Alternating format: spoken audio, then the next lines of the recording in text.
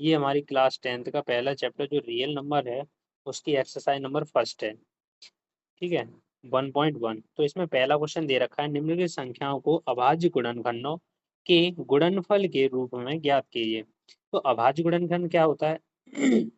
अभाज्य गुणनखंड वे गुणनखंड होते हैं जिसके more than and less than two factor होते हैं, जिसके ज्यादा से ज्यादा भी टू हो और कम से कम भी क्या हो, टू हो। यानी कि कोई भी नंबर, वो नंबर होते हैं अभाज्य संख्याएं जो खुद से घटती हैं और एक से घटती हैं, उन्हें हम अभाज्य संख्या कहते हैं। जैसे 140 दे रखा है, 140 इसको हमें प्राइम नंबर से काटना है, अभाज्य संख्याओं से काटना है। तो प्राइम नंबर सबसे छोटा हमारा 2 है, तो 2 से हम इसको काटेंगे तो 2 से हमारा 70 टाइम कटा। अब 70 भी प्राइम, देखो 2 से कट जाएगा, प्राइम नंबर है, प्राइम नंबर से कट जाएगा 2 से, तो 35 टाइम आया।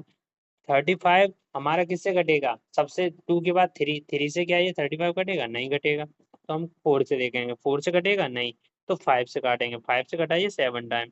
ऐसे ही हमने ये फैक्टर निकाल लिए, 140 का फैक्टर निकल गया है 2 मल्टीप्लाई 2 मल्टीप्लाई 5 मल्टीप्लाई 7। तो ये दे रखा है 140 के फैक्टर हमारे क्या निकल गए? अगर हम 2 और 2 2 टाइम है तो हम ऐसे लिख सकते हैं 2 की पावर 2 मल्टीप्लाई 5 मल्टीप्लाई 7, यानी 5 और 7 तो 1 टाइम है, 2 कितनी बार है? 2 बार, तो पावर लगा दी 2। ऐसे ही सेम हम इसी तरीके से हम 156 के फैक्टर निकालेंगे। तो 156 के हमारे फैक्टर निकल के आए 2 मल्टीप्लाई 2 मल्टीप्लाई 3 और मल्टीप्लाई 13। ठीक है, थर्ड क्वेश्चन दे रखा है। ठीक है, थर्ड क्वेश्चन क्या दे रखा है हमारे? अब हम इन नंबर्स का एड लास्ट में ऑड नंबर है, इसलिए ये 2 से तो कटेगा नहीं। अब हम इसको 3 से चेक करेंगे कि 3 से ये कट जाएगा, नंबर देखो बड़ा है। अब हमें थोड़ा सा टाइम लगेगा, तो इसका एक आसान तरीका होता है सम ऑफ ऑल नंबर। 5 और 2 7, 7 और 3 कितने हो गए? 10, 10 और 8 18। क्या 18 3 से कटता है? जी हाँ, कटता है। तो हम इसमें हमारा कितना 3 से भाग चला जाएगा। तो हम 3825 में जब 3 से डिविजिबल करेंगे तो हमारा कितनी बार जाएगा? 1275। अब 1275 को चेक करते हैं ये किससे कटेगा। देखो ऐसे ही हम ऐड कर लेंगे, 7 और 5 12, 12 और 3 15, यानी कि ये भी 3 से कट जाएगा। 3 से कट जाएगा ये कितनी बार? 425 टाइम। 3 से कितनी बार कट जाएगा? 425 टाइम। अब इसको देखो, 4 और 2 6, 6 और 5 कितने हो गए? 11, 11 हो गए। अब ये 11 3 से तो कटेगा नहीं, नहीं कटेगा। अब हम 4 से देखेंगे, तो 4 का नियम क्या कहता है? लास्ट की 2 डिजिट हमारी 4 से डिविजिबल होनी चाहिए। 4 का नियम क्या कहता है कि लास्ट की 2 डिजिट 4 से डिविजिबल होने चाहिए। सो तो ये नहीं हो रहा है, 24 होता तो कट जाता। यहाँ पे दे रखा है 25। तो लास्ट में अब 5 से चेक करेंगे, तो 5 का नियम ये था, लास्ट में या तो 0 हो या हो 5, तो वो नंबर 5 से डिविजिबल है। तो ये कितने से कट जाएगा? 5 से कट जाएगा। 5 से कट जाएगा। 5 से जब इसमें भाग लगाएंगे, 5 अट्ठे 40, 8 बार 2 बचे 55 25। अब है जी 85, 85 भी हमारा 5 से कट जाएगा। तो कितनी बार? 17 बार। अब 17 हमारा प्राइम नंबर है जो खुद से ही कटेगा, 1 से कटेगा और खुद से ही कटेगा। तो 17 17 से कटेगा। तो ये हमारे 3825 के ऑल फैक्टर्स निकल के आ गए। तो क्या फैक्टर निकल के आए? 3 3 कितने टाइम है? 2 टाइम, तो 3 की पावर 2। 5 5 कितने टाइम है? 2 टाइम है, तो 5 की पावर 2 मल्टीप्लाई 7 की पावर 1। ऐसे ही हमारा 5005 दे रखा है, इसको कितने से काटेंगे? लास्ट में 5 है, तो ये 5 से कट जाएगा। तो 5 से कटा 1000 एक बार, 1000 एक बार कटा। अब ये देखो, ये क्या है? 1001, यानी कि ये कितने से कट जाएगा? 7 से कट जाएगा। 7 एकम 7, 3 बचे इधर दे दिए। यहाँ 30 हो गए, 7 चौके 28, 4 बार और 7 दिया 21, 143। 3 और 1 4, 4 4 8, ये 3 से नहीं कटेगा। अब ये कितने से कट जाएगा? 11 से कट जाएगा। 11 एकम 11 और 11 तिया 33। ठीक है, 13 बार गया। अब 13 कितने से कटेगा? 13 13 से ही कटेगा। तो इसके फैक्टर निकल के आए 5 मल्टीप्लाई 7 मल्टीप्लाई 11 मल्टीप्लाई 30। ठीक है, अब ऐसे ही सेम ये क्वेश्चन है, तो ये आप देख लीजिए। सेम ऐसे ही प्राइम नंबर से काटेंगे। क्वेश्चन नंबर 2 दे रहा है, पूर्णांकों के निम्नलिखित युग्मों के एचसीएफ और एलसीएम ज्ञात कीजिए तथा इसकी जांच कीजिए कि दो संख्याओं का गुणनफल एचसीएफ मल्टीप्लाई एलसीएम है। इसकी जांच भी करनी है। तो ठीक है, 26 एंड 91। तो हम सबसे पहले 26 का क्या निकालेंगे? फैक्टर निकालेंगे। तो 26 किस किस से कट जाएगा? 26 के फैक्टर होते हैं 2 एंड 13। ठीक है, ये दोनों के दोनों क्या है? प्राइम फैक्टर हैं। 91 7 एंड 13। तो इसका हम सबसे पहले एचसीएफ निकालेंगे। तो एचसीएफ क्या होता है? हाईएस्ट कॉमन फैक्टर, जो दोनों में सेम होता है। तो दोनों में क्या, देखो 2 ऊपर है 2 नीचे है, नहीं है, तो 2 को नहीं लेंगे। 7 नीचे है ऊपर है, नहीं है, तो 13 13 दोनों में सेम है, तो वही नंबर क्या हो जाएगा? हमारा एचसीएफ हो जाएगा।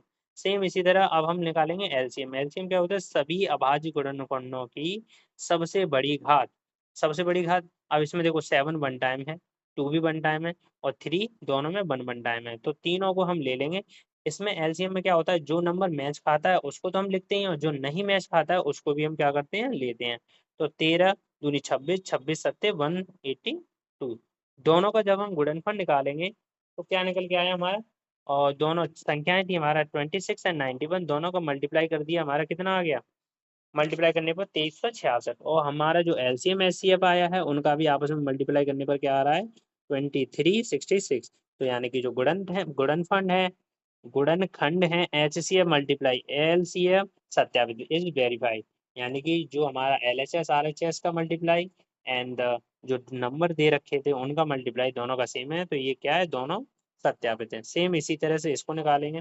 510 के फैक्टर निकाल लेंगे, तो 510 के फैक्टर 2 मल्टीप्लाई 3 मल्टीप्लाई 5 एंड 17।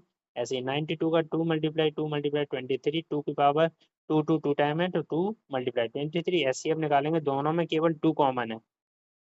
दोनों में क्या कॉमन है? दोनों में समान 2 ही तो कॉमन है, तो एचसीएफ 2 हो गया। एलसीएम निकालेंगे तो 2 की मैक्सिमम पावर कितनी है? 2 है, तो 2 हमने 2 टाइम ले लिया। 3 की मैक्सिमम पावर 1 है, 1 ले लिया। 5 की मैक्सिमम पावर 1 है, 17 की 1 है एंड 23 की 1 है। तो इन सभी का आपस में मल्टीप्लाई करने पर 23,460 आ रहा है।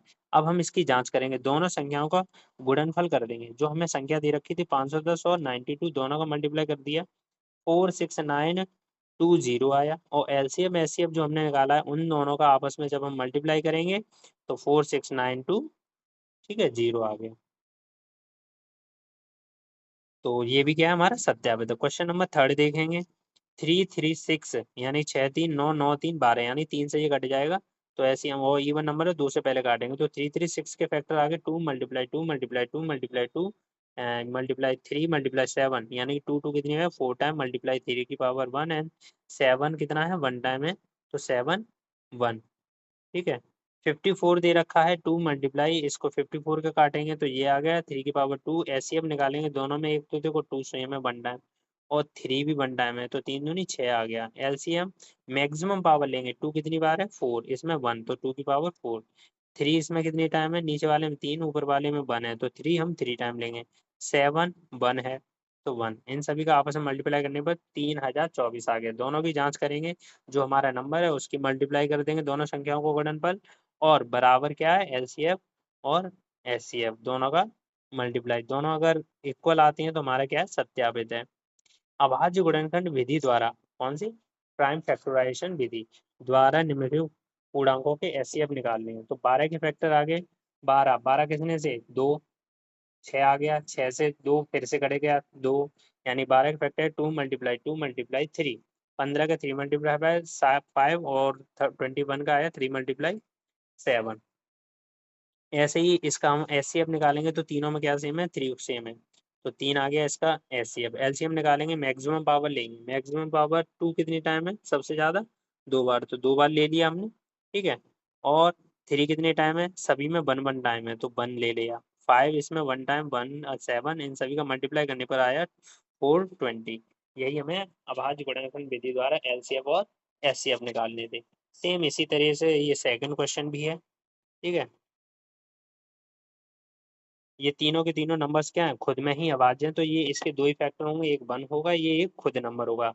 तो इसमें सभी में कुछ कॉमन नहीं है, क्या कॉमन है? 1 तो सभी का फैक्टर होता है, तो एचसीएफ क्या हो गया? 1। इन तीनों का आपस में मल्टीप्लाई कर देंगे तो ये आ गया, एलसीएम हो गया। सेम 8 9 25, 8 2 2 2 एंड 9 का 3 3, 25 का 5 5। एचसीएफ कुछ भी वजनिष्ठ नहीं है, केवल क्या है? 1 है, तो एचसीएफ क्या आ जाएगा? 1। एलसीएम इन सभी का आपस में क्या कर दें? मल्टीप्लाई कर दें, तो 1800। क्वेश्चन नंबर 4 दे रखा है, एच सी एफ इतना दे रखा है और इसका एलसीएम हमें निकालना है। तो हम जानते हैं एच सी एफ गुणा एलसीएम इक्वल टू, हमने एक्स मान लिया है, ठीक है। तो 9 मल्टीप्लाई, यानी कि क्या निकाल के तक दे रखा है? एच सी एफ दे रखा है, तो 9 एलसीएम हमें निकालना है। दोनों नंबर का क्या है? दोनों के दोनों फर्स्ट नंबर है सेकंड नंबर, दोनों दे रखा है। 9 का डिवाइड कर देंगे, डिवाइड करने पर कितना आया? 34। वही हमारा क्या है? एलसीएम है। इन दोनों का आपस में मल्टीप्लाई करके देख लेंगे, अगर हमारा दोनों के दोनों मान इक्वल आते हैं तो ये यानी कि सही है। सेम इसी तरह से क्वेश्चन नंबर 5 जांच कीजिए कि क्या किसी प्राकृतिक संख्या 9 के लिए संख्या 6n अंक 0 पर समाप्त हो सकती है। तो कोई भी संख्या हो, कोई भी संख्या अंक 0 पर तब समाप्त होगा जब उसके अभाज्य गुणनखंड 2 हो और 5 हो। 2 और 5 यानी 5 दूनी 10, तभी तो 0 पर समाप्त होगा। ठीक है, तो अब हमने क्या कर दिया, 6 के फैक्टर किए, 6n 6 के फैक्टर किए, 6 के फैक्टर आए 2 एंड 3। अगर 2 और 3 दोनों का आपस में मल्टीप्लाई पावर n ले रहे हैं, ठीक है, तो इनकी दोनों को पावरों में अलग अलग डिवाइड कर दी, 2 की पावर n मल्टीप्लाई 3 की पावर n। क्या इनमें से किसी भी नंबर का गुणनफल या गुणनखंड इनका आपस में कुछ भी स्क्वायर वगैरह करने पर 10 आ रहा है? नहीं आ रहा है। फर्स्ट डिजिट 0 तो नहीं आ रही है, बिल्कुल भी नहीं आ रही है। दोनों गुणनखंड में केवल 2 और 3 है, 5 नहीं है। 2 ही 3 तो है, 6 का फैक्टर क्या है, 2 और 3 है, 5 तो है ही नहीं है कहीं पर भी।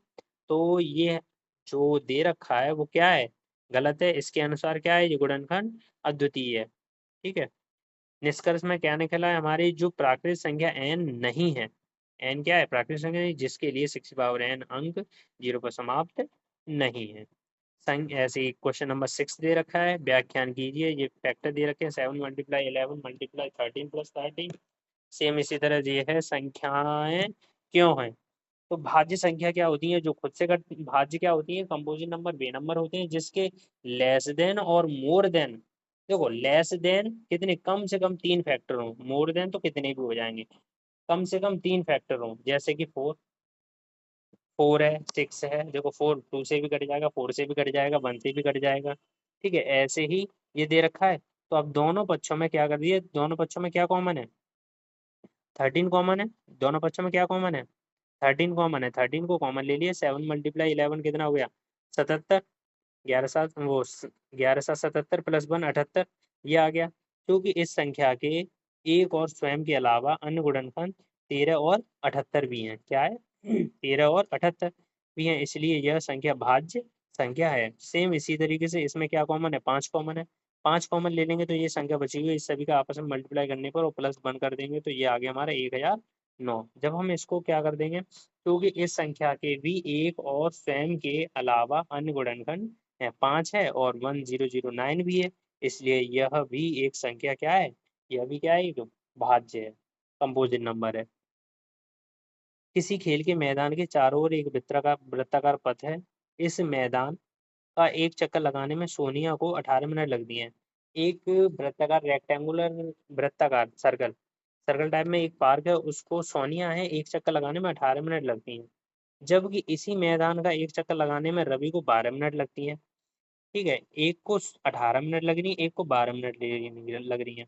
मान लीजिए वे दोनों एक ही स्थान और एक ही समय पर चलना प्रारंभ करके एक ही दिशा में चलते हैं, तो कितने समय बाद वे पुनः प्रारंभिक स्थान पर मिलेंगे। दोनों का क्या निकाल दो, एचसीएफ निकाल दो। सोनिया और रवि उसी स्थान पर दोबारा कब मिलेंगे, 18 और उसका क्या निकाल दें हम, दोनों के दोनों का एलसीएम निकाल दो। एलसीएम निकालो, 18 के फैक्टर ये रहे, एलसीएम निकाल दो, क्या है 36, यानी 36 मिनट बाद वे दोबारा उसी स्थान पर पुनः मिलेंगे।